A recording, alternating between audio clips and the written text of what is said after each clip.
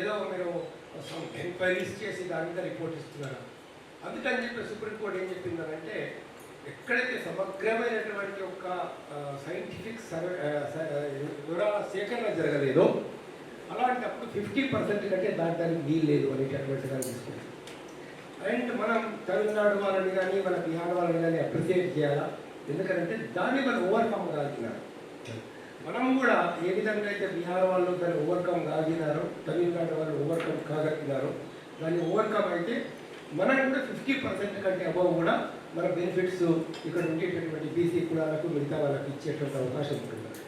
అయితే అక్కడ జాగ్రత్తలు ఏంటంటే టెక్నికల్గా వాళ్ళకి ఏమేమి ఇబ్బందులు వచ్చినాయి, వాళ్ళ క్వశ్చనేర్స్, మనకు ఏపీలో క్వశ్చనేర్, తమిళనాడులో జరిగినటువంటి ఎక్స్పీరియన్సెస్ కనుక ముందు షేర్ చేసుకుంటే ఆయనకు బీహార్లో ఉన్నటువంటి వారి ఇప్పుడు ఆల్రెడీ అధికారులు కూడా మనకు అవైలబుల్ ఉన్నారు. బహుశా రాజేంద్ర ప్రసాద్ అనుకుంటారు, రాజేంద్ర గారు మిగతా వాళ్ళు.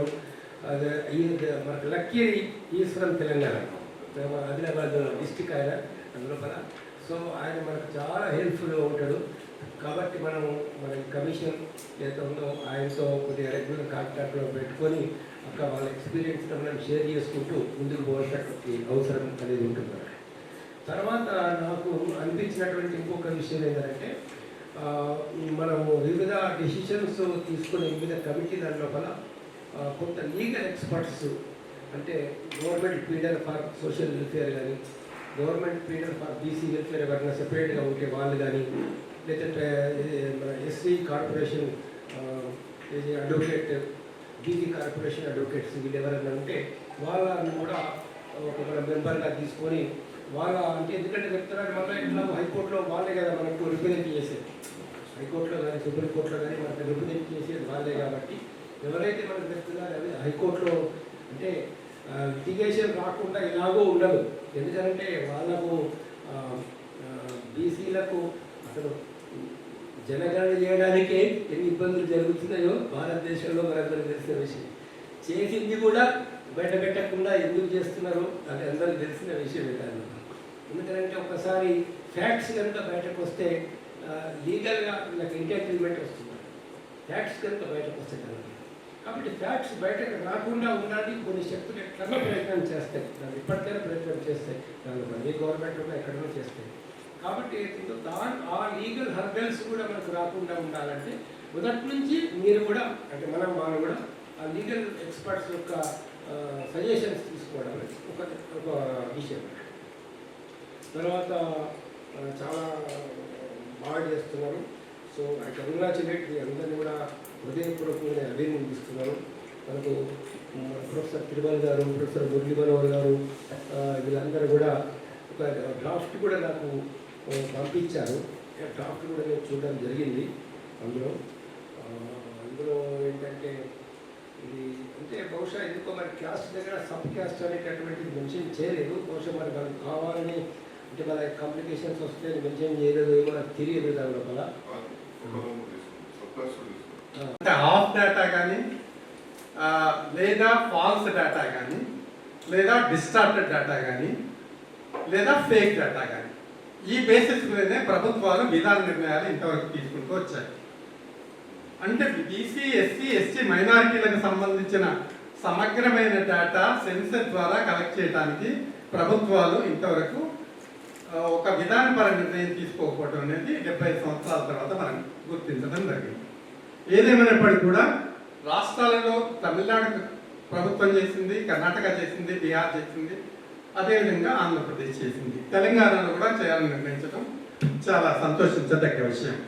Socio economic cost data national లెవెల్లో కలెక్ట్ చేయడానికి ప్రయత్నాలు చేసినప్పటికీ తెలంగాణలో సమగ్ర కుటుంబ సర్వే, అదేవిధంగా జాతీయ స్థాయిలో సోషియో ఎకనామిక్ కాస్ట్ సెన్సెస్ ఈ రెండు కూడా ఫెయిల్యూర్ ఎక్స్పీరియన్సెస్. అటువంటిప్పుడు డేటా లేకుండా ఇప్పటికి కూడా ప్రభుత్వాలు, కేంద్ర ప్రభుత్వం కోర్టుకు వెళ్ళి సుప్రీంకోర్టులో సబ్మిట్ చేసింది ఏంటంటే కాస్ట్ డేటా కాస్ట్ సెన్సెస్ చేయటం వల్ల మనకి సమస్యలు వస్తాయి. ఈ నేపథ్యంలో తెలంగాణ గవర్నమెంట్ ఇక్కడ కాస్ట్ సర్వే చేయాల్సిన అవసరం ఉందని గుర్తించడం జరిగింది. కామారెడ్డి డిక్లరేషన్లో కావచ్చు, పార్టీల యొక్క మేనిఫెస్టోలో కావచ్చు ఖచ్చితంగా చేస్తామని నిర్ణయించడమే కాకుండా 42% రిజర్వేషన్లు లోకల్ బాడీస్లో చేయడానికి నిర్ణయం తీసుకోవడం జరిగింది. సరే, ఇవన్నీ ఒక ఎత్తు అయితే ఇప్పుడు కాస్ట్ సెన్సస్ ఏ విధంగా చేయాలన్న దగ్గరనే ప్రభుత్వం ఆగిపోయింది, ముందుకు వెళ్ళట్లేదు. కాబట్టి ఇమీడియట్గా ప్రభుత్వం నిర్ణయం తీసుకుంటుందని మేము ఆశిస్తున్నాం. తీసుకోవడానికి ఈ అంతకుముందు జరిగిన సమావేశంలో కృష్ణమోహన్ రావు గారు కమిటీ కమిషన్ తరఫున చాలా సమాచారాన్ని మాకు అందించారు. బీహార్లో ఏ విధంగా జరిగింది, కర్ణాటకలో ఏ విధంగా జరిగింది, అదేవిధంగా తమిళనాడులో, అదేవిధంగా ఆంధ్రాలో, అదేవిధంగా ఇక్కడ సమగ్ర కుటుంబ సర్వే, అదేవిధంగా socio economic survey, national level, వీటికి సంబంధించిన డేటాను మాకు ఇవ్వడం జరిగింది. బ్యాక్గ్రౌండ్ క్వశ్చనర్స్ అన్నీ మాకు ఆ సమావేశంలో అందించడం జరిగింది. చాలా రిచ్ డేటా అందులో ఉంది. వాస్తవానికి ఏం జరిగింది అన్నది ఒక అవగాహన పెంచుకోవడానికి ఉపయోగపడ్డది. అయితే ఇప్పుడు వాస్తవానికి ఎలా ముందుకు పోవాలి అన్న విషయంలో, అదేవిధంగా కోర్టులకు సంబంధించిన సమాచారం, జడ్జిమెంట్ సంబంధించిన సమాచారం కూడా ఇచ్చారు. ఇక్కడ క్రూషియల్ అంటే క్రిటికల్ ఆస్పెక్ట్ ఏంటంటే ట్రిపుల్ టెస్ట్. తెలంగాణలో ఇమ్మీడియట్గా లోకల్ బాడీ ఎలక్షన్ జరపాల్సిన అవసరం ఉంది.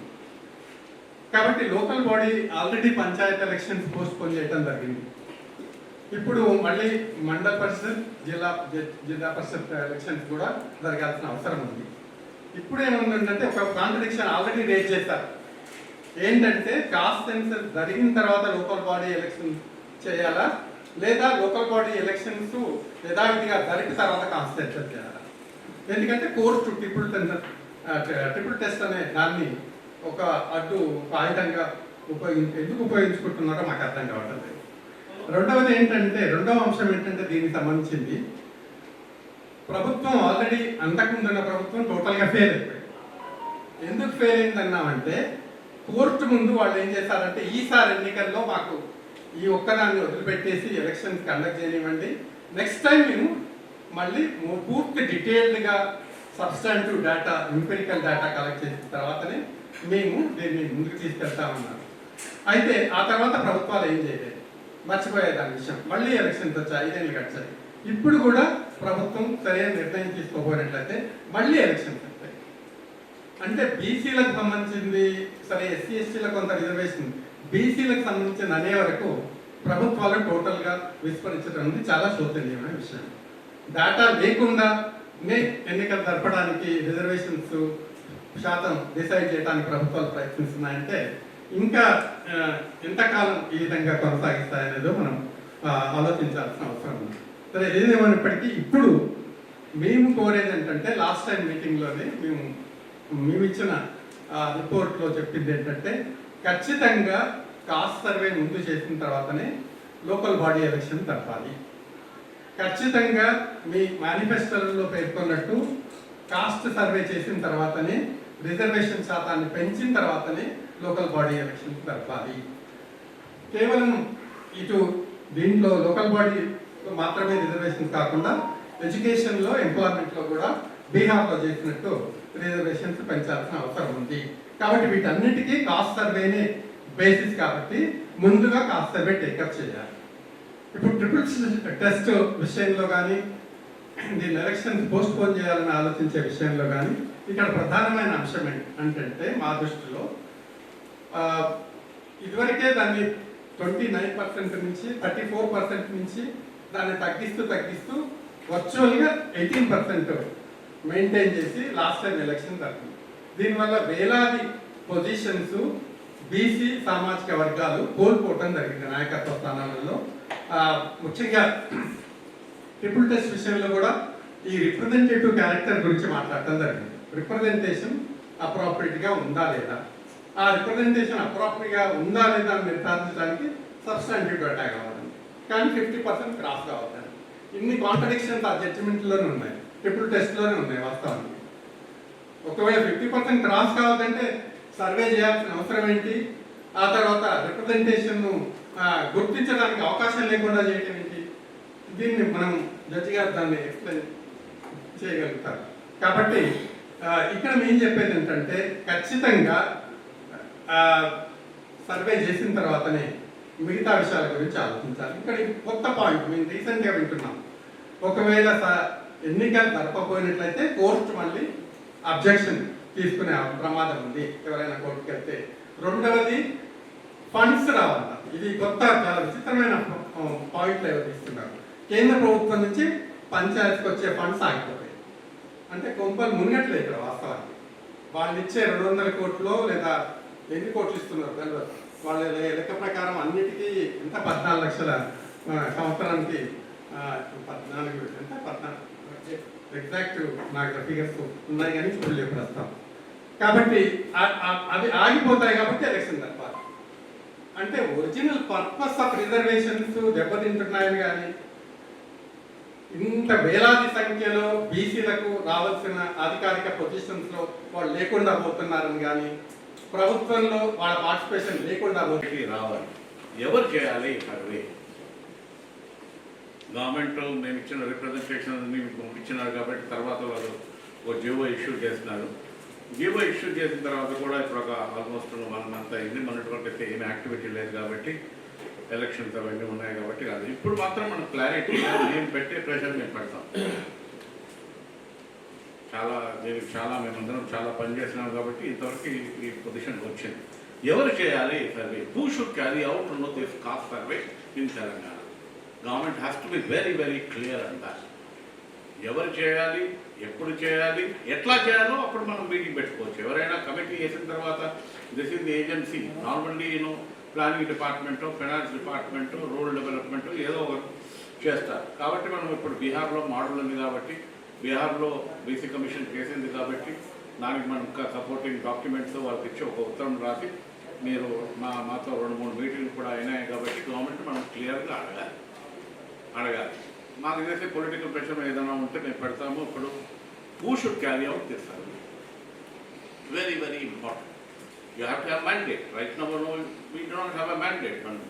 మీకు ఉత్తరాలు మా రిప్రజెంటేషన్స్ అన్ని పంపించినారు కాబట్టి, జియో పంపించినారు, మీటింగ్ పెట్టమన్నారు కాబట్టి మీరు మీటింగ్ పెట్టినారు.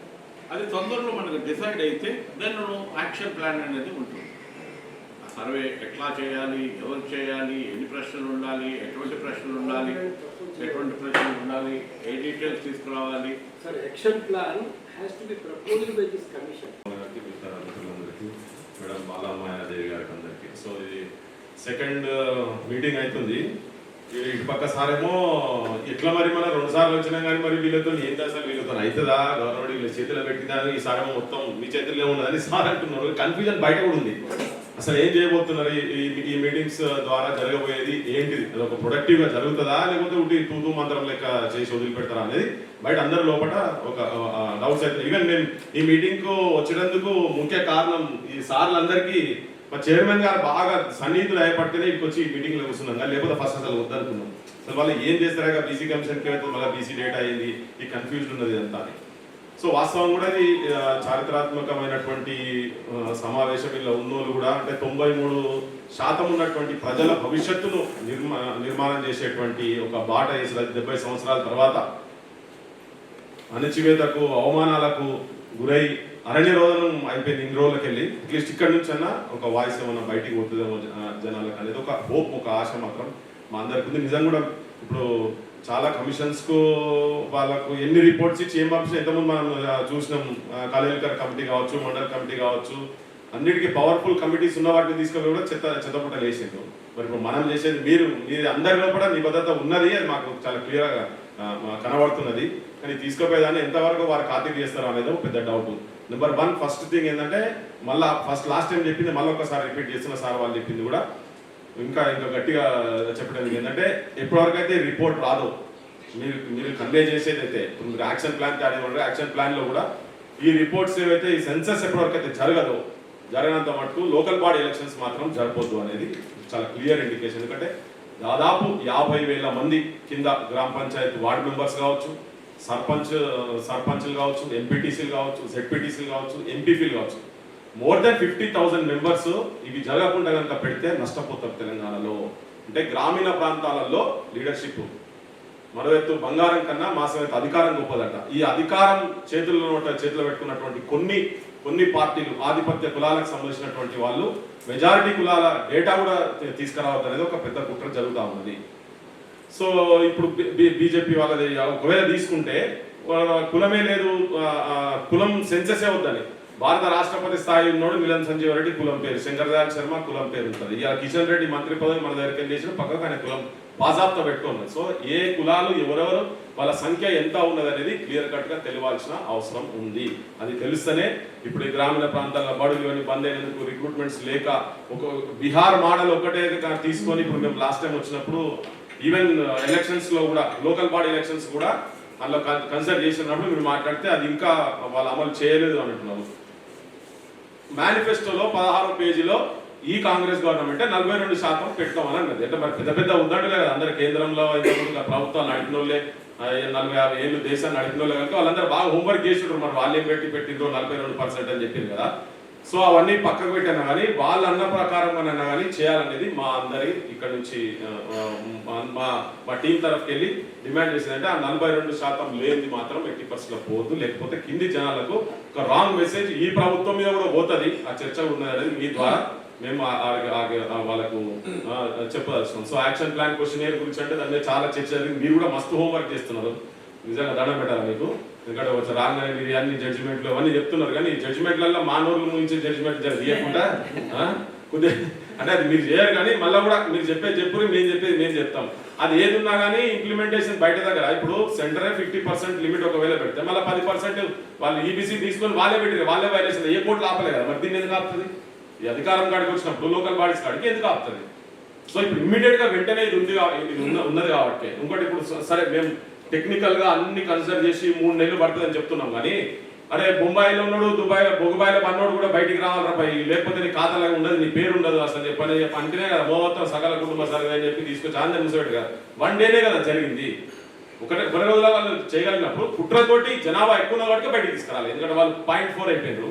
ఇక్కడ మిగతాళ్ళంతా ఎక్కువ మంది ఉన్నారు కాబట్టి వాళ్ళు కావాలని బయటికి తీసుకురాలేదు. సో ఇది ఎంత ఈ డీటెయిల్స్ పోయి అవన్నీ మ్యాన్ పవర్ పెరిగింది, టెక్నాలజీ పెరిగింది, అన్ని పెరిగింది. ఏం టెక్నాలజీ లేనప్పుడే మంచి సర్వే చేసి కాబట్టి ఇప్పుడు అన్ని ఉన్నప్పుడు అంత టైం కూడా పట్టకపోవచ్చు. ఇంకోటి ఏంటంటే ఫండ్స్ ఇవన్నీ లేవని చెప్పి పోస్ట్ పోన్మెంట్ అనేది కూడా ఐ డోంట్ థింక్ అది పెద్ద సాకుగా. గతంలో సంవత్సరాలు గ్రామ పంచాయతీ ఎలక్షన్స్ లేకుండా జరిగాయి కదా, ఇప్పుడు 6 నెలలు అవుతుంది దాదాపు. అది లేక కూడా 6 నెలలు అయింది. పెద్ద దాంతో నష్టం కూడా అయ్యేది ఏం లేదని చెప్పి మీకు చెప్తే ఇంకా మిగతా సార్ కూడా మాట్లాడాలి కాబట్టి థ్యాంక్ యూ సో మచ్. అడిగి ఉద్యమం చేయడం మూలంగా ఇది నేషనల్ ఇష్యూ అయింది. ఇది ఒక రకమైన success. National issue, cost issue అనేటువంటి చిన్న విషయం కాదు, నేషనల్ ఇష్యూ అయింది.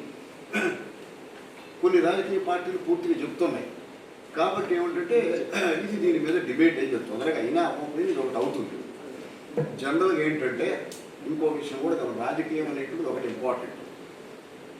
ఆ రాజకీయాన్ని ఛాలెంజ్ చేసేటువంటి సామాజిక శక్తులు ఈరోజు ఉన్నాయి. వాళ్ళకి యూనిటీ లేకపోవచ్చు కానీ వాళ్ళు సామాజికంగా వాళ్ళు ఛాలెంజ్ చేసేటువంటి వాళ్ళు ఉన్నారు. ఎలక్షన్స్లో వాళ్ళ యొక్క రోల్ కనపడతా ఉంది, వాళ్ళని ప్లీజ్ చేయాల్సిన అవసరం కనపడుతుంది కాబట్టి గవర్నమెంట్ లొంగాల్సిన అవసరం ఉంటుంది. ఇంకొక విషయం కూడా ఉంటుంది, మన పక్కన జడ్జి గారు ఉన్నారు. లా సబ్జెక్టివ్ రోలే ప్లే చేస్తుంది డెమోక్రసీలో, పాజిటివ్ రోల్ ప్లే చేయాలి. మీరు కేర్ఫుల్గా చూస్తే లాని ప్రభుత్వం ఉపయోగించి దీన్ని ఎట్లా ఆపొచ్చు, ఎలా డైవర్ట్ చేయొచ్చు అని చెప్పి చేస్తూ ఉంటుంది. సీరియస్గా అయిందనుకోండి తగినమాట కోర్టుకు పోతున్నారు, కోర్టు స్టే చేస్తుంది. లేకపోతే అనేది లా అని జనరల్గా మనకి ఏంటంటే డెమోక్రసీలో పాజిటివ్ రోల్ ప్లే చేయాలి, నెగిటివ్ రోల్ ప్లే చేసి నేను హిస్టోరియల్ కాబట్టి చెప్తున్నాను. లా పాజిటివ్ రోల్ ప్లే చేసినట్టయితే రాజ్యాంగంలో ఉన్న జస్టిస్ ఏమైంది అని ఎన్నడైన ప్రభుత్వాలను అడిగినాయా? అది వాళ్ళ రాజ్యాంగాన్ని గార్డు చేయాల్సినటువంటి బాధ్యత రాజ్యాంగానికి ఉంది, జడ్జెస్కి ఉంది, సుప్రీంకోర్టుకు ఉంది. అడిగినాయా? ఎడను అడగలే కదా. డైరెక్టివ్ ప్రిన్సిపల్స్లో చాలా విషయాలు ఉన్నాయి. డైరెక్టివ్ ప్రిన్సిపల్స్ ఏంటి? లాస్ట్కి అంబేద్కర్ చెప్పాడు. ఎందుకయ్యా ఇలాంటి విషయం డైరెక్టివ్ ప్రిన్సిపల్స్లో పెట్టారు అంటే అంబేద్కర్ అన్నాడు రాజ్యాంగ సభలో ఆఖరణ మాట్లాడుతూ, ఈ రోజున ఈ విషయాలన్నీ సమస్య పరిష్కరించేటువంటి సమర్థత ప్రభుత్వాలకు లేదు అన్నాడు. కొంత టైం తీసుకుంటారు కాబట్టి డైరెక్టివ్ ప్రిన్సిపల్స్లో పెట్టిన అంటే కాన్స్టెంట్గా ప్రభుత్వాన్ని డైరెక్ట్ చేస్తూ ఉంటాయి అన్నమాట. డైరెక్ట్ ప్రిన్సిపల్ ఇగోను ఇటుపో, అటుపోబాకు, ఇటుపో, సామాజిక న్యాయంకై పో అని చెప్తూ ఉంటాయి. కోర్టులు ఒక మాట అడగల. డైరెక్టివ్ ప్రిన్సిపల్స్ ఏంటి మీరు ఎంత వాటిని ఫాలో అవ్వట్లేదని అడగల. కాబట్టి ఏంటంటే మనకి రాజకీయాన్ని మన పోరాటం చేయొచ్చు కానీ కోర్టు ఎప్పుడు అడ్డం వస్తుంది. అది కూడా మనం చాలా కేర్ఫుల్గా మన కోర్టులు ఏం చేయరు, పొలిటికల్ మూవ్మెంట్తో ఏం చేయరు. పొలిటిక్స్ పార్టీలు మారుస్తాం మనం, కానీ ఇందులో జ్యుడిషియరీని మనం ఆపలేము. అట్లా అలాంటివన్నీ చాలా హడ్డిల్స్ ఉంటాయి. మనం చాలా వరకు సక్సెస్ అయినాం కాబట్టి ఈ విషయాన్ని ఇంతవరకు తీసుకొచ్చినాం. అయితే ఈ కమిషన్ని నేను అనుకుంటే ఇంపార్టెంట్ రోల్ ప్లే చేస్తాను. ఒకవేళ సపరేట్ కమిషన్ వేసినా ఈ కమిషన్ బహుశా అందులో ఒక మెంబర్గా ఉంటుంది. మేజర్ కమ్యూనిటీ బేసిడ్ మేజర్ కమ్యూనిటీ కదా, మోర్ దాన్ 50% ఉంటారు. కాబట్టి దాన్ని అల్టిమేట్గా వ్యక్తుల కంటే కూడా బీసీ కమిషన్ని రిప్రజెంట్ చేయమనే అవకాశం ఉంటుంది. డైరెక్ట్ మొత్తం సెన్సస్ చేయమని ఒకవేళ అడగకపోయినా జనరల్గా చేస్తారు. ఎందుకంటే మళ్ళీ సపరేట్గా డబ్బు ఖర్చు పెట్టక్కర్లే. ఇక్కడ మెంబర్లు కూర్చున్నారు, చైర్మన్, మెంబర్, సెక్రటరీ అందరూ కూర్చున్నారు, ఇద్దరికి జీతాలు వస్తున్నాయి కాబట్టి వాళ్ళతో పని చేపిద్దామని అనుకోవచ్చు. డబ్బు తక్కువ ఖర్చు అయిందని కూడా అనుకునే అవకాశం. కాబట్టి మీకు ప్రత్యేకమైన బాధ్యత ఉంటుంది. ఈ హడ్డీల్స్ అని లీగల్ హడ్డీలను దృష్టిలో పెట్టుకొని ఎలా ముందుకు పోవాలి అనేటువంటిది మీరు చేయాలి. దానికి ఆలోచించి మీరు ఉండటం అవసరం అని చెప్పేసి నేను అనుకుంటున్నాను. మనం స్పష్టత కోసం చర్చలు జరుపుతున్నామని నేను అనుకుంటున్నాను. కాబట్టి ఇక్కడ పాలనా వ్యవస్థలో పనిచేస్తున్నప్పుడు వాట్ అథారిటీ, ఏ అధికారంతో మనం చేస్తున్నాము అనేది ఇక్కడ మనం చూసుకోవాల్సి ఉంటుంది. అయితే ప్రభుత్వం ఇప్పటి వరకు బీసీ కమిషన్కు మీరు కులగణన చేయండి అని చెప్పేసి స్పష్టమైన ఆదేశాలు రాలేదు. ఆ బాధ్యత మీకు భవిష్యత్తులో ఇస్తే చాలా సంతోషం. మీ యొక్క డెడికేషన్, చైర్మన్ గారు కానీ, గౌరవ సభ్యులు, మెంబర్ సెక్రటరీ గారు, అదేవిధంగా people's committee and caste census సభ్యులు కూడా సుదీర్ఘంగా దాని పట్ల వాళ్ళ యొక్క అనుభవాల్ని క్రోడీకరించి చర్చలు జరిపి ఎన్నో సార్లు మీటింగ్లు మా ఆఫీసులో పెట్టుకొని అనేక రకాల అంశాలను మీ ముందుకు తీసుకొచ్చాం. ఆ ప్రయత్నం ఖచ్చితంగా సఫలీకృతం కావాలని కోరుకుంటున్నాం. ప్రభుత్వం ఏమో ఇంత ప్రధానమైన అంశం పట్ల పెద్దగా ఆసక్తి చూపుతున్నట్టుగా కనిపించడం లేదు. అది ప్రభుత్వం దాని మీద స్పష్టమైన వైఖరిని తీసుకురావాల్సిన అవసరం ఉంది. అది చాలా వేగంగా స్పందించవలసిన అవసరం ఉంది. కాలయాపన చేస్తే ఈ చర్చలకు కానీ మనం చేస్తున్న ప్రయత్నానికి కానీ పెద్దగా విలువ లేకుండా పోయే ప్రమాదం ఉంది. కాబట్టి ఇది ఎన్నికలు ఏదైతే కులగణన చేయకుండా ఎన్నికలు జరిపితే ఏదైతే నష్టపోయిన వర్గాలు చట్టసభలో లేదా స్థానిక సంస్థలో ప్రాతినిధ్యం కలిగే, అంటే కొన్ని వేలాది మంది ఆ ప్రాతినిధ్యాన్ని కోల్పోయే అవకాశం ఉంది. కాబట్టి ఈ కులగణన జరిపిన తర్వాతనే ఈ రాష్ట్రంలో స్థానిక ప్రభుత్వాల ఎన్నికలు జరపాలని చెప్పేసి people's committee and caste census మా కమిటీ స్పష్టంగా మీకు మా సీనియర్ సభ్యులు, అనుభవకులు అందరూ కూడా చెప్పారు. ఇది చేయకుండా ముందుకు వెళ్తే ఖచ్చితంగా మా కమిటీ ప్రత్యక్షంగా మా సామాజిక వర్గాలను, ఇతర అనేక సంఘాలను, కుల సంఘాలందరినీ కలుపుకొని అది సాధించడానికి ప్రభుత్వం మీద అనేక రకాల పోరాటాలు చేయడానికి కూడా మేము సిద్ధంగా ఉన్నామని తెలియజేస్తూ ఈ అవకాశం ఇచ్చినందుకు చైర్మన్ సభ్యులందరికీ కూడా ధన్యవాదాలు తెలియజేస్తూ సెలవు. మెంబర్స్, తర్వాత క్యాస్ట్ సెన్సస్ మీద పనిచేస్తున్న అందరు ప్రొఫెసర్స్కి నమస్కారాలు తెలియజేస్తూ, ఇది రెండో మీటింగ్ తమ ఆఫీస్లో జరగడం జరుగుతుంది. సో అంటే మామూలుగా ఈ కులగణన మీద బీసీలకు 100% న్యాయం చేస్తారు అనేది మీ కమిషన్ చేతిలోకి వచ్చింది. కాబట్టి నేను మొన్న కూడా అదే చెప్పిన, ఇప్పటికి కూడా మాకు నమ్మకం ఉంది. ఎందుకంటే మీకు ఒక సైంటిఫిక్ ఆలోచన సర్వే చేయాలనేది ఉంటుంది కాబట్టి, బికాజ్ మీరంతా బీసీ కమ్యూనిటీకి చెందిన వాళ్ళే కాబట్టి. సో ఇప్పటికీ 75 సంవత్సరాలు గడిచిపోయినప్పటికీ బీసీల పరిస్థితి ఏదైనా కూడా అడుక్కునే పరిస్థితి వచ్చింది. దురదృష్టవశాత్తు బీసీలలో కులాల గోల ఎక్కువైపోయింది.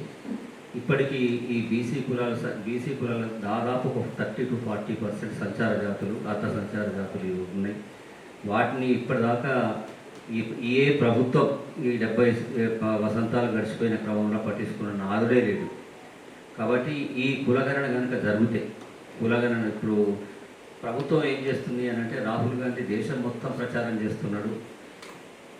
కానీ రాష్ట్రానికి వచ్చేసరికి ఎలక్షన్ విషయంలో, ఎలక్షన్ క్యాంపెయిన్లో మాత్రం కులగణన చేస్తామని చెప్పేసి మాట్లాడటం జరుగుతున్నది. తర్వాత స్థానిక సంస్థల దగ్గర పడుతున్న క్రమంలో ఏం జరుగుతున్నది అని అంటే అవన్నీ ఏం లేదు, మళ్ళీ కోర్టు ప్రాబ్లమ్స్ వస్తాయి, మనం ఎలా విధంగా ఎలక్షన్ పెట్టాల్సిందే అని చెప్పేసి ముఖ్యమంత్రి ఇండైరెక్ట్గా మాట్లాడుతున్నట్టు కూడా వినికిడి అవుతుంది. అది నిజం కూడా అవుతుంది రేపు. కాబట్టి మీ కమిషన్ ఇప్పుడు ఈ మీటింగ్ అయిన తర్వాత మీరు సబ్మిట్ చేయబోయే రిపోర్ట్ల మా తరఫు నుంచి మీరు తప్పకుండా క్యాస్ట్ సెన్సస్ తర్వాత వదిలిపోయేది ఏం లేదు. ఒక 3 నెలలు 4 నెలలు అయిపోతే జరిగేది ఏం లేదు. క్యాస్ట్ సెన్సస్ జరిగిన తర్వాత మాత్రమే స్థానిక సంస్థల ఎలక్షన్ పెట్టాలని చెప్పేసి మీ ద్వారా మీరు అడగాలని చెప్పేసి మీకు కమిషన్కి అప్పీల్ చేస్తున్నాం. సో ప్రమాణ స్వీకారానికి ఒక రోజు ముందు నితీష్ కుమార్ కూడా దేశం మొత్తం వినేటట్టు కులగణన జరగాలి అనడం కూడా జరిగింది. దేశం మొత్తం కూడా కులగణన చేయాలి అని చెప్పేసి బీహార్ మోడల్లో దేశం మొత్తం కూడా కులగణన జరగాలని చెప్పేసి నితీష్ కుమార్ గారు మళ్ళొకసారి చెప్పడం జరిగింది. అది నేషనల్ మీడియాలో కూడా ప్రచారం చాలా జరిగింది. సో దట్ అట్లా మనం మిగతా మీ సజెషన్స్ మనం పొద్దున మనం కూర్చొని డిస్కషన్ చేసిన దాని ప్రకారం సో మేమంతా డెలిగేషన్ ఇప్పుడు ఏదైతే caste census people's committee and caste census committee ఏదైతే ఉందో మేము ఏపీ ముఖ్యమంత్రికి కానీ తర్వాత పవన్ కళ్యాణ్కి కానీ తర్వాత ఇతర రాహుల్ గాంధీ గారికి కానీ మళ్ళీ ఒకటి ఇంప్లిమెంటేషన్ విషయంలో లెటర్ డ్రాఫ్ట్ చేయాలని కూడా అనుకున్నాం. చేస్తాం, అది తప్పకుండా కలిసి కూడా మాట్లాడడానికి ప్రయత్నం చేస్తాం ఈ మన ఆంధ్రప్రదేశ్ గవర్నమెంట్తో కూడా. సో ఇట్లా సో మీరు మాత్రం ఖచ్చితంగా గవర్నమెంట్తో కూర్చున్నప్పుడు మేము మళ్ళీ కలుస్తాం. కానీ మీ రిపోర్ట్లో కూడా ఖచ్చితంగా ఆఫ్టర్ ఈ మన కులగణన తర్వాత మాత్రమే చేయాలని చెప్పేసి ఒక ప్రపోజల్ పెడతారని ఆశిస్తూ పెద్దలందరూ మాట్లాడారు కాబట్టి సమయం ఎక్కువ తీసుకుంటూ నేను ముగిస్తాను. Thank you. యాక్టివ్లో ఈ సబ్జెక్టును ప్రజెంట్ చేయడం జరిగింది. రాష్ట్ర స్థాయిలో దేశ స్థాయిలో కాస్ట్ క్వశ్చన్ చుట్టూ వస్తున్న ఇనిషియేటివ్స్, ప్రొసీజర్స్, ఫార్మాట్స్, ఆపరేషన్స్ మనకు డీటెయిల్డ్గా చెప్పడం జరిగింది. తర్వాత చాలామంది మెంబర్స్ కూడా డీటెయిల్డ్గా దీనికున్న మల్టీ డైమెన్షనాలిటీని చర్చించడం జరిగింది. ఇది చాలా డీప్ సబ్జెక్టు. ఇది గంటలలో కాదు రోజులలో చర్చించుకునే సబ్జెక్ట్ లాంటిది. చాలా ఇంపార్టెంట్ సబ్జెక్టు, చాలా సీరియస్ సబ్జెక్ట్. కానీ దురదృష్టవశాత్తు పొలిటికల్ క్లాస్కి మాత్రం ఇది ఒక సబ్జెక్ట్ లాగా కనిపించడం లేదు. అది దేశంలో కావచ్చు, రాష్ట్రంలో కావచ్చు, పొలిటికల్ పార్టీస్కే కావచ్చు, ప్రభుత్వాలకే కావచ్చు. వాళ్ళకు తెలుసు, దీని ఇంప్లికేషన్స్ తెలుసు. ఇది రాజ్యాంగ బాధ్యత అని కూడా తెలుసు.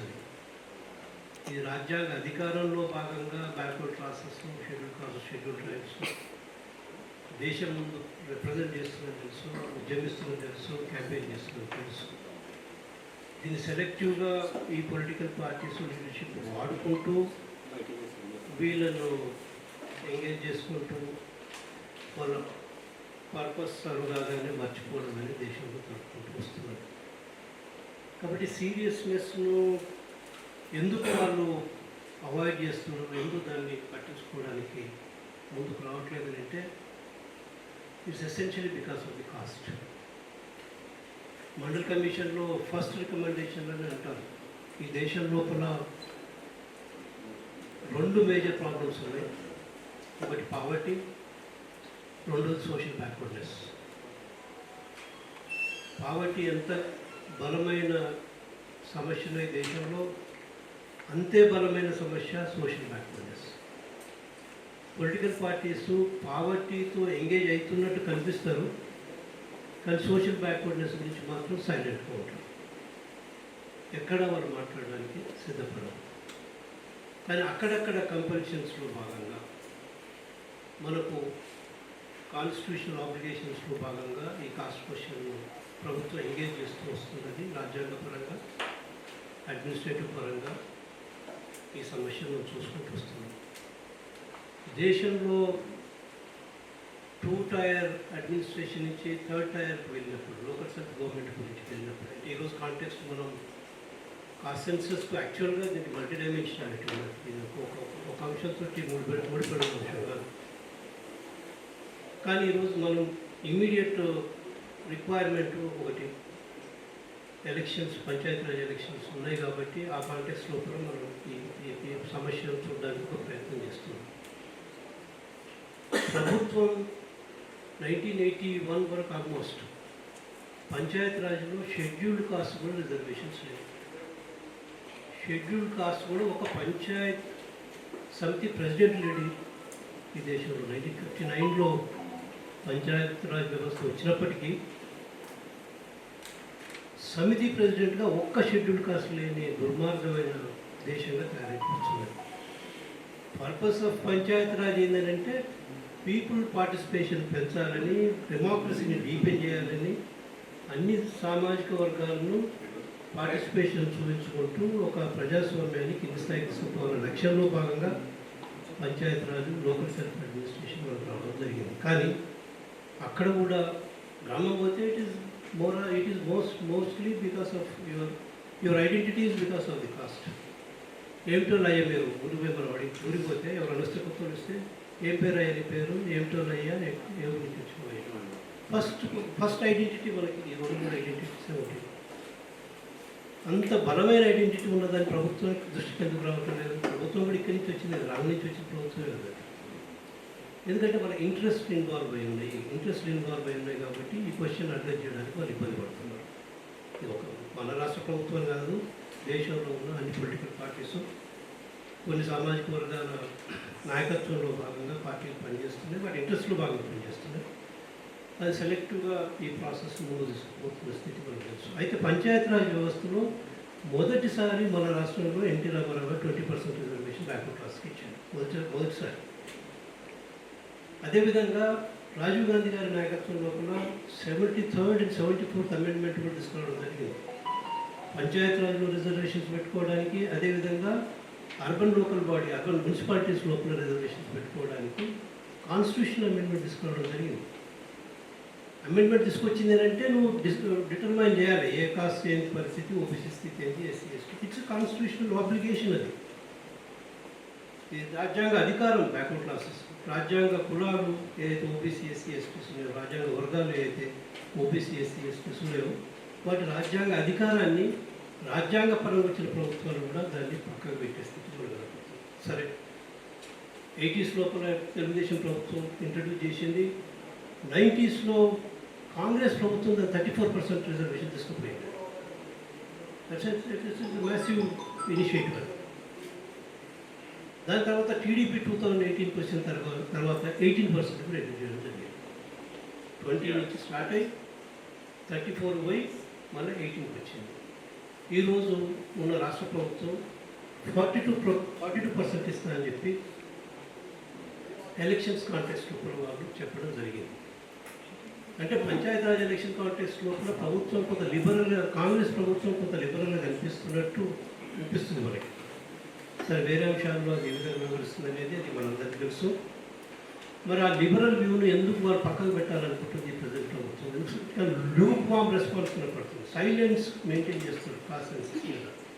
కాస్ట్ సెన్సెస్ అనేది అది బేసిక్ రిక్వైర్మెంట్ రిజర్వేషన్స్తో కాబట్టి ఇది సెన్సిటైజ్ చేయడానికి కమిషన్ మీద బలమైన బాధ్యత ఉందని చెప్పి నేను అనుకుంటున్నా. ప్రభుత్వానికి ఇది కాన్స్టిట్యూషనల్ ఆబ్లిగేషన్లో భాగంగా దీన్ని చేయాలి. దీన్ని పోస్ట్పోన్ చేయడం అంటే దేశాన్ని బ్యాక్వర్డ్నెస్లోకి నెట్టడమే, మెజారిటీ పీపుల్ వెనుకకు నెట్టేయడమే, దాని ద్వారా దేశాన్ని వెనుకబడుతున్నాన్ని కూడా చేయడం అనేది మనం చూసుకోవాల్సిన అవసరం. రెండవ విషయం, ఎందుకు ఈ పొలిటికల్ పార్టీస్ దీన్ని ఇనిషియేట్ తీసుకోవడానికి ఇబ్బంది పడుతుందంటే గత 75 సంవత్సరాల నుంచి ప్రతి వ్యవస్థ కాస్టైజ్ అయిపోతున్నది.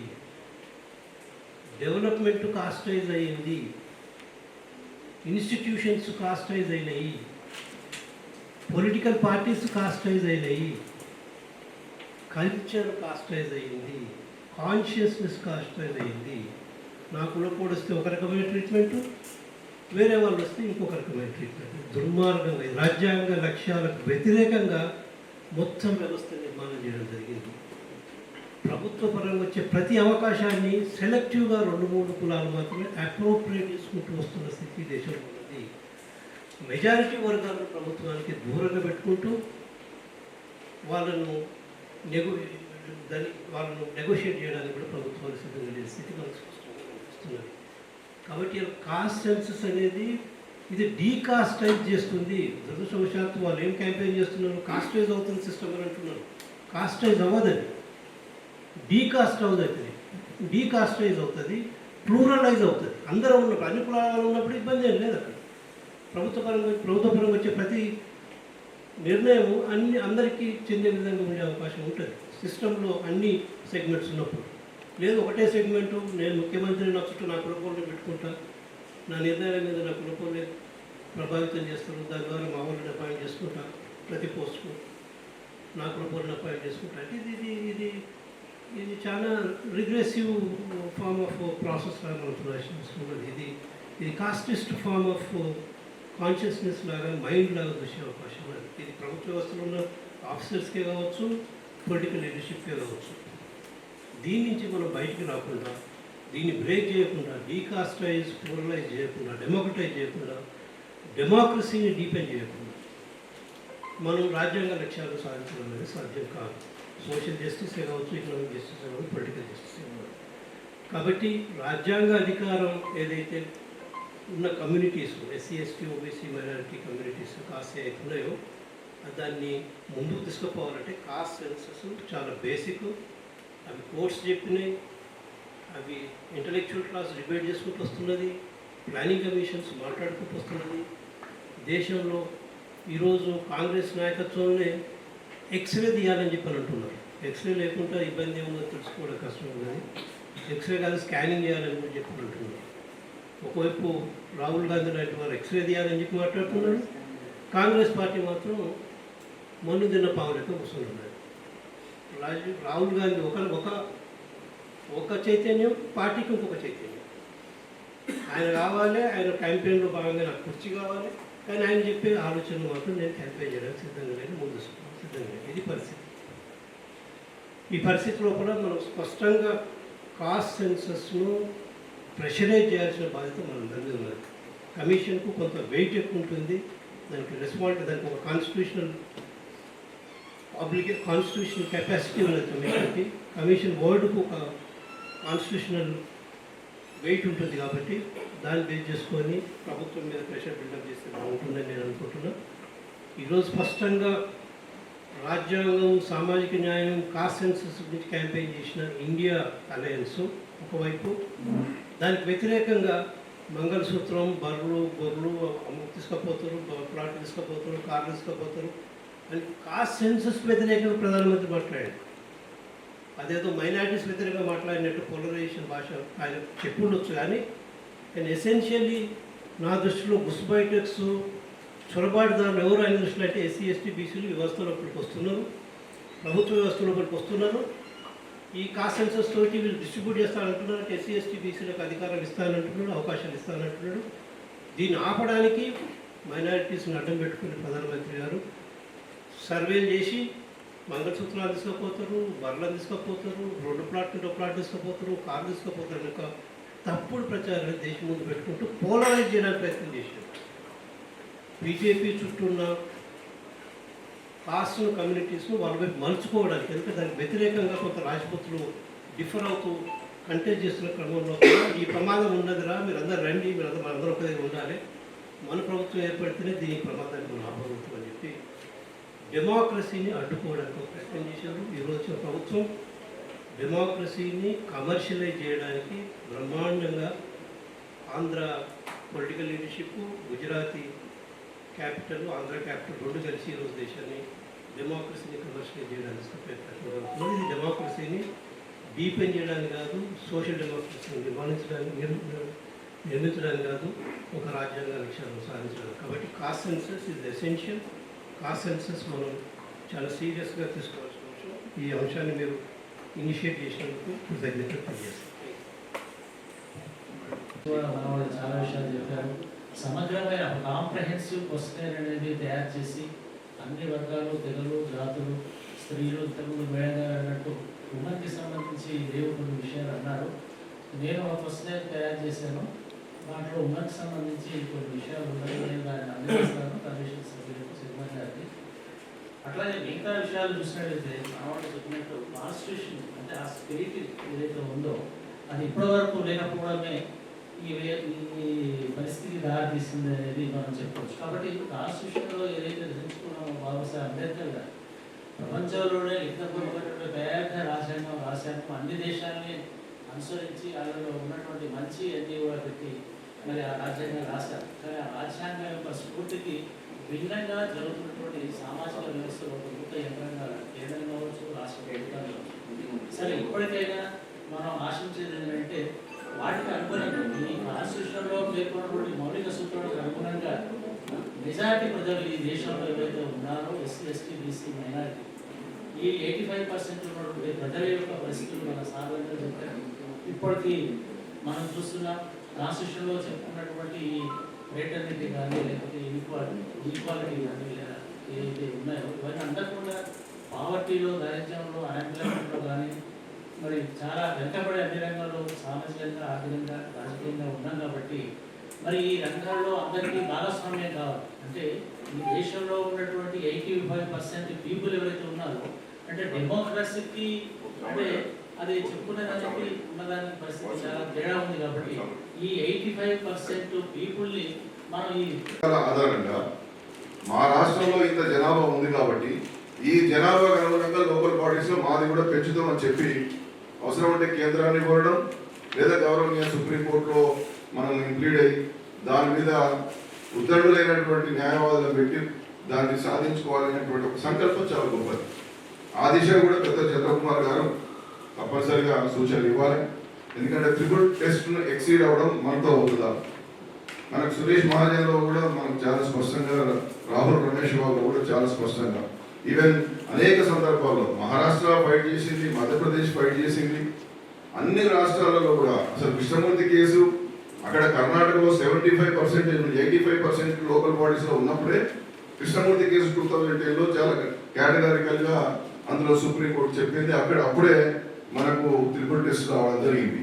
దాన్ని మళ్ళీ 2021లో వికాస్ కిషన్ రావు వాళ్ళు కూడా నథింగ్ డూయింగ్, మేము యాక్సెప్ట్ చేసేదని ఉన్నత న్యాయస్థానం చెప్పింది. కాబట్టి దాన్ని ఎట్లా మనం ఓవర్కమ్ చేయగలుగుతాం అనేటువంటి దయతో తప్పనిసరిగా చేయాలి. ఎందుకంటే మనం ఉన్నది మన వర్గాలను కాపాడుకోవడానికి. కాబట్టి ఆ విషయంలో మాకైతే ఏమాత్రం అది లేదు.